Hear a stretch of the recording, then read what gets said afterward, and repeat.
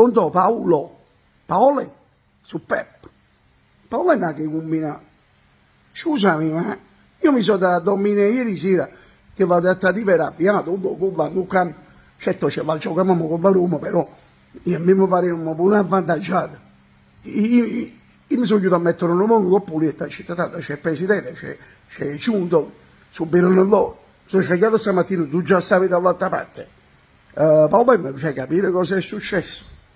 Cioè il presidente ti ha chiamato, ha incominciato questa trattativa in modo cazzuto, come sa fare lui. Ah, l'ha fatta solo i squill. Non ha chiamato, cioè i squill e attaccato. Però pure tu, come fatti rispetto, vedi che fare i squill. Richiama, dice scusate ho visto questo numero, sono Paolo Di Ballo, mi c'è cavate, che io non mi può affrontare tutte queste spese già prima dell'acquisto. Cioè, cominciamo a sparagnare e telefonate, capisci pure? Comunque gli equilibri di mercato. Ma tu, fratello Paolo, dimmi la verità, volevi venire a Napoli? Parlami chiaro. Ah, l'inizio volevi venire, poi tu sei avvoluto perché comunque hai visto che vendeva uno, vendeva un altro, dici ma che andiamo qua. È sbagliato perché hai venduto, però poi per ricomprare, cioè come da Ciarisce, l'hanno fatto che gli ha tenuto in mano, cioè dobbiamo tenere in mano, noi tifosi lo capiamo, vedi come siamo tranquilli, a tenere in mano.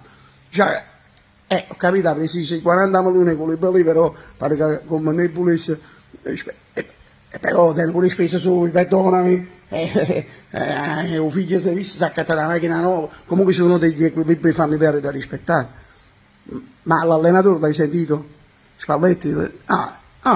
Ecco, mi siete sentiti per telefono, e come è andato? Mentre si parlando, ha detto, stai zitto, fammi parlare a me. Vabbè, perché chi cioè, tu volevi spiegare buone le cose, no? No, il fatto che sia uno simpatico, che sa come è stato comportato, infatti noi siamo tutti molto legati, siamo molto colpiti, guarda, a sto fatto a serie simpatie, ma che te. Vabbè, che c'è da dire, però guarda, a me mi fa incrippare, Paolo mi fa incrippare il fatto che tu hai scelto una squadra bene in Europa League e noi a noi che stiamo in Champions League. Come è possibile? Dice tu comunque come stanno le cose, dopo un mese e mezzo siamo pure noi in Europa League. Quindi manca, se tu la pensi così, oggi vorrei capire ci stiamo accattando questi con i balini. Uno che ha metà, ma cioè da un buccio così, gli attaccati fa cacà sotto, passi che guarda, e poi torniamo a double flare, ci sento, già sto organizzando notifica, ma fa questo di balla, torniamo a double flare,